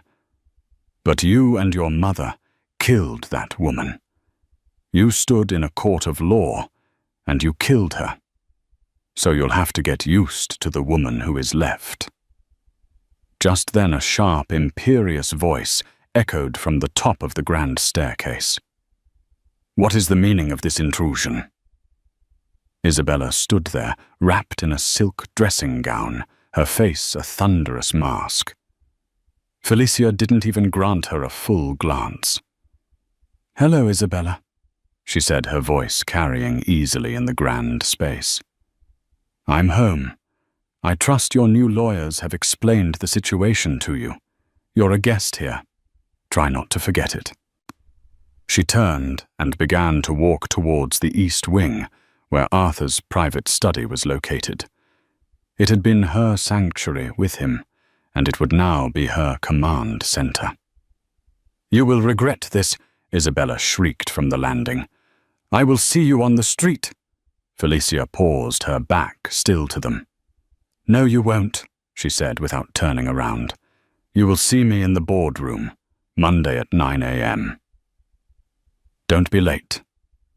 And with that, she walked away, leaving mother and son standing in the opulent foyer of a house that was no longer theirs, silenced by the quiet, unshakable authority of the woman they had tried and failed to destroy. The following months were a masterclass in trench warfare, fought not with bullets, but with board appointments and legal briefs. Felicia, now 8 and then 9 months pregnant, moved not with the timid uncertainty of a librarian, but with the deliberate, focused strategy of a general. Arthur's study became her war room. Its rich, leather-bound books on military history and corporate biography now seemed less like a collection and more like a curated library of tactics left for her by a brilliant mentor. Her first move was the board meeting. She walked into the Braddock Enterprises boardroom, a long, intimidating chamber dominated by a colossal mahogany table and portraits of stern-faced Braddock men, and every head turned. The existing board members, all cronies of Thomas and Isabella, looked at her with a mixture of disbelief and thinly veiled contempt. Thomas sat at the head of the table, a place he had occupied for less than 3 months. Felicia, guided by Maria, and the Trust's chief counsel took the seat directly opposite him. She didn't claim his chair. She created a new center of power.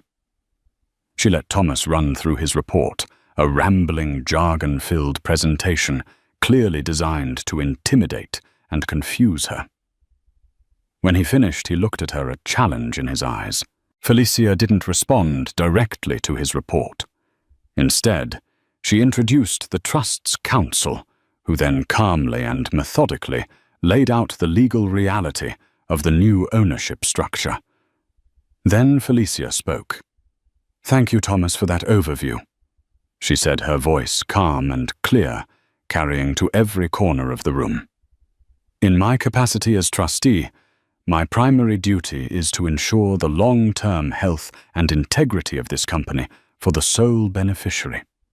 To that end, I have spent the last week reviewing the company's performance, its leadership and its vision, and I have found it lacking." She paused, letting the word hang in the air. "Effective immediately, I am exercising my authority as trustee to reconstitute the board of directors. Mr. Henderson, Ms. Albright, Mr. Chen," she said, naming 3 of Isabella's oldest and most loyal allies. "Your positions on this board are terminated. Thank you for your service." The 3 of them stared aghast. "You can't do that," one of them sputtered.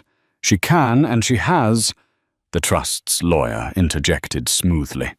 Felicia continued, her gaze sweeping the table. "In their place, I am appointing 3 new members. First, Ms. Maria Davies, whose legal expertise will be invaluable. Second, Mr. Alistair Finch." She named Arthur's longtime, fiercely loyal financial advisor, a man Isabella had forced into retirement.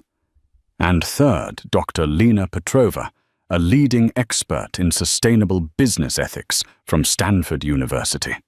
Arthur Braddock often spoke of creating a legacy, not just a profit margin. We will honor that vision. It was a coup. Clean, swift, and utterly devastating. She had decapitated Isabella's power base within the company in less than 5 minutes. Thomas sat impotent, watching his allies pack their briefcases in stunned silence. He was still president, but he was now a president who answered to a board that was loyal to her. Life in the mansion was a silent, cold war. Felicia took over the master wing, while Thomas and Isabella were confined to the guest suites. They shared the same roof, passed each other in the long hallways like ghosts, and ate meals at different times to avoid contact. Isabella's attempts at psychological warfare, leaving old happy photos of her and Thomas out making loud, pitying phone calls about poor, confused Felicia, were met with a wall of serene, impenetrable silence. Thomas, meanwhile, swung wildly between pathetic attempts at reconciliation and sullen resentment. He'd leave a single rose on her desk one day, and the next he'd make a sarcastic comment about her playing CEO at the dinner table. Felicia ignored it all. Her focus was singular, the baby and the business. She found an unexpected strength in the routine. She'd wake early, walk the gardens as she had with Arthur, and then spend hours with Alistair Finch, the reappointed advisor. He would patiently walk her through balance sheets and investment portfolios, marveling at her quick grasp of complex ideas. "Your father-in-law was right about you," he said one afternoon. "You have a formidable mind, Mrs. Braddock. You see the whole chessboard." The one front where Isabella believed she could still win was the legal challenge to the will. Her lawyers filed motion after motion, claiming undue influence and testamentary incapacity. They deposed nurses, gardeners, and cooks, searching for any hint that Felicia had manipulated a dying man. The case was set to be heard by Judge Albright once again. Isabella was confident. She believed, found a star witness, a disgruntled former nurse, whom Isabella had paid handsomely to testify that Felicia had constantly bad-mouthed Thomas and Isabella to Arthur, poisoning his mind in his final days. The day before the hearing, Felicia was in the nursery putting the finishing touches on the room. It was painted a soft, gentle yellow, with a mural of a forest scene on one wall. As she stood there, her hands on her huge belly, feeling the strong, steady kicks of her child, she felt a profound sense of peace. She was ready for whatever came next. That evening, a courier delivered a small sealed package to her. It was from Arthur's personal attorney, the executor of the estate. The accompanying note was brief. "Arthur asked me to give this to you if Isabella ever formally contested the will. He called it insurance." Felicia's hands trembled slightly as she opened it. Inside was not a document, but a small, solid-state audio recorder and a single key. Confused, she pressed play. The voice that filled the silent room was Arthur's. It was weak, raspy, clearly recorded in his last weeks, but it was unmistakably him. "If you are hearing this, Felicia," the recording began, "it means Isabella is trying to undo my final wishes. I am not surprised. Her greed has always been her most defining trait. I want you and the court to know the truth." Arthur's recorded voice then detailed with painful clarity Isabella's emotional cruelty throughout their marriage, her constant manipulation of their son, and her open contempt for Felicia. He spoke of how Isabella had tried to bar Felicia from his room, how she had dismissed his doctors and tried to bring in her own specialists who would declare him incompetent. "But the most important evidence," Arthur's voice continued, "is not my words, but hers. Last week, She did not know I had my lawyer install a small recording device in this room, activated by voice. She came in, believing me to be asleep to speak with Thomas. They thought they were alone. The recording is on this device. The key is to my old safe in the study. The evidence inside will corroborate everything. Felicia's blood ran cold. She stopped the recording, her heart pounding. She took the small antique key, went to the study, and opened the safe she never knew existed, hidden behind a false panel of books. Inside was a folder. It contained copies of emails between Isabella and a private investigator she had hired to dig up dirt on Felicia a year ago. It contained financial records showing large payments to the disgruntled nurse. And it contained a second audio recorder. With a deep breath, she pressed play. This time the voices were clearer. It was Isabella and Thomas in Arthur's room, thinking he was sedated and unconscious. Isabella's voice was sharp, cutting. "You have to divorce her the moment he's gone, Thomas. Not a day later. Offer her a pittance. Humiliate her. Make her crawl back to whatever hovel she came from. We cannot have that common bloodline infecting this family." Then Thomas's voice, weak and compliant. "And the baby? What do I do about the baby?" "The baby is a non-issue," Isabella had replied coldly. "We'll claim she trapped you. We'll claim it might not even be yours. We will drag her through a custody battle that will break her. In the end, she'll give it all up just to have peace. The Braddock legacy will remain pure. Your father in his senile state may be fond of her, but we will protect our family from his sentimentality." Felicia sank into a chair, the audio recorder slipping from her fingers. It wasn't just a conspiracy. It was a confession. They had laid out their entire vicious plan in the presence of the very man whose legacy they sought to protect. She now held more than just a defense. She held a weapon of annihilation.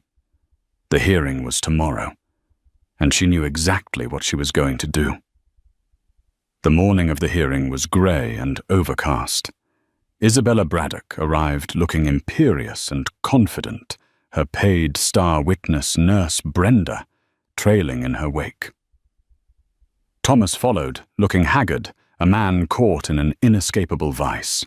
Felicia entered last, calm and composed, carrying a simple leather briefcase. Isabella's lawyer, Fletcher, called his witness. Nurse Brenda took the stand and delivered a tearful, practiced performance, painting Felicia as a cunning manipulator who had poisoned a dying, vulnerable Arthur against his loving family. She would whisper insults about Mrs. Braddock and Thomas for hours, the nurse claimed, dabbing a fake tear. She twisted his every thought. It was heartbreaking. When it was Maria Davies's turn, she approached the stand with lethal calm.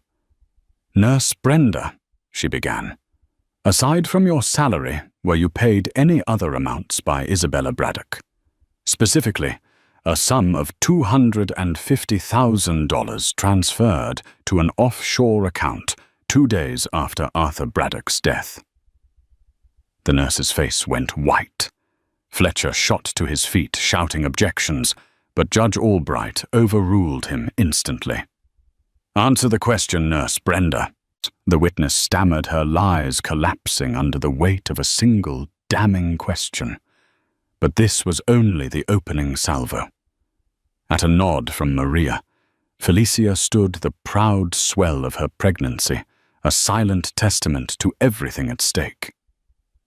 "Your Honor," Felicia said, her voice ringing with newfound strength, "I would like to present new evidence that will clarify the true nature of the influence surrounding Arthur Braddock in his final days." She opened her briefcase and removed a small audio recorder. "This is a recording made by my father-in-law himself. He left it for me in the event of this exact scenario." She pressed play. Arthur's weak, rasping voice filled the stunned courtroom. He spoke of his faith in Felicia's character and his deep disappointment in his son and wife. A visible shockwave went through the room when he mentioned a second recording one he had secretly made of Isabella and Thomas. Isabella's face contorted a mask of dawning horror. And now, Felicia said, her voice cold as steel, as she held up the second device, the conversation Arthur spoke of, recorded in his room when they believed he was unconscious. She pressed play again. The courtroom was plunged into a chilling silence, broken only by the recorded voices of mother and son plotting Felicia's destruction. Isabella's voice, crisp and cruel. "You have to divorce her the moment he's gone. Humiliate her. Make her crawl. We cannot have that common bloodline infecting this family." Then Thomas, weak and complicit. And the baby. What do I do about the baby? And the final monstrous words from Isabella. The baby is a non-issue. We'll claim it might not even be yours. We will drag her through a custody battle that will break her. The recording ended.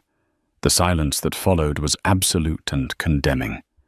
Isabella was frozen in her chair, her face a grotesque tableau of public exposure and private ruin. Thomas had buried his face in his hands, his shoulders shaking with silent, racking sobs. His lawyer sat down, utterly defeated. Judge Albright stared at Isabella, his face a mask of cold fury. "Mrs. Braddock," he said, his voice dangerously quiet. "What you have just heard in your own words is a monstrous conspiracy to commit perjury and destroy an innocent woman. And you," he said, turning his glare on Thomas, "your cowardice is contemptible." He slammed his gavel, the sound like a gunshot. "The challenge to this will is dismissed with extreme prejudice. I am fining Mrs. Isabella Braddock $500,000 for malicious prosecution. And I am forwarding this audio evidence to the district attorney's office for investigation into potential criminal charges." His expression softened only when he looked at Felicia. "Mrs. Braddock, you have endured a trial by fire and proven your father-in-law's faith in you was not misplaced. You are free." It was over. Complete victory.